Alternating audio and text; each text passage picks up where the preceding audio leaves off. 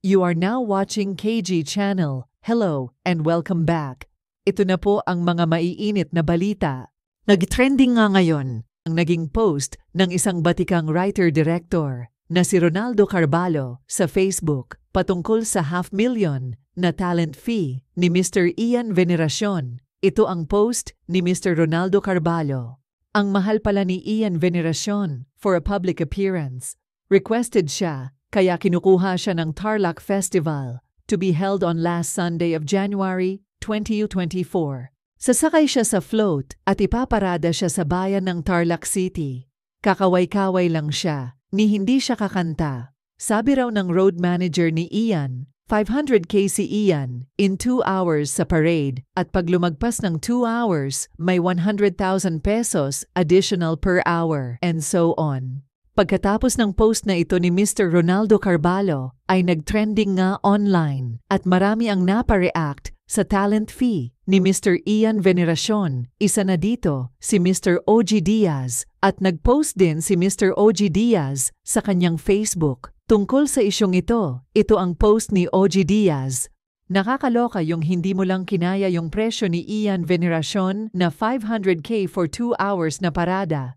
Ipopost na sa Facebook. Diyos ko, ang simple lang ng argumento. Kung hindi kaya ang presyo, di wag kunin. Humanap ng iba. Kahit 1,000,000 pa, ang ipresyo ni Ian, karapatan niya yon. Deal nila yon. Kung paanong karapatan din ng mga promoter or producer kung kukunin nila o hahanap ng iba. So paano kung ang presyo ng management ni Ian ay 200K lang? Ipopost din nila na ang bait-bait ni Ian. Pumayag siya sa 200K na hindi rin para i-post. Saka kayo mag-post kung may kontrata na pero hindi sinipot nung tao. Diyos ko, pag nangyari yon, baka tulungan ko pa kayong i-bash si Ian.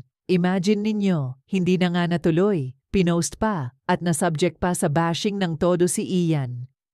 Sagutin lang kayo ng, wala po akong kinalaman diyan. Kaya nga po ako may management Sila po ang bahala sa career ko. Talo na kayo. Pero thank you sa mga netizen na nakakaintindi ng trabaho ng mga totoong promoter na sumusunod sa strict confidentiality, habang yung iba piniling maging mangmang.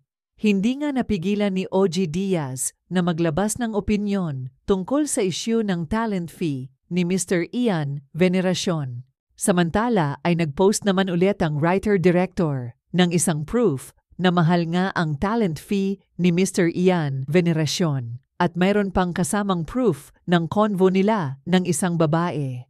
Tinanong din ni Direk Ronaldo Carballo kung pwede niyang i-post ito sa Facebook at pumayag ang kachat ni Direk Ronaldo. Ito ang sabi sa post, patuloy na nanganganak ang chika. Here's another proof of Ian Veneracion's high TF. Got this from a new FB friend, Miss Henrietta Canglion. Na-confirmed lang just now after her PM na sa spam messages na punta. Buti nabasa ko. Please read our brief conversations. Hi Direk, yung recent concert ni Ian sa Leyte, 1.2 million pesos, pero binigay ng 950,000 pesos kasi for charity. Mahal pa rin. Reply naman ni Direk Ronaldo, pwede ko bang i-post ito? Thanks.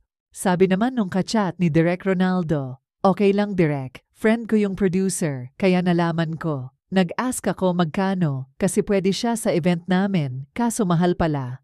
Pagkatapos nito ay sinundan ulit ng isa pang post ni Direk Ronaldo Carballo patungkol sa mga nagko-quote sa kanya. Tulad ng balita, ang post ni Direk Ronaldo ay, okay lang sa akin na i-quote ako ng kung sino-sino, basta talagang sinabi ko.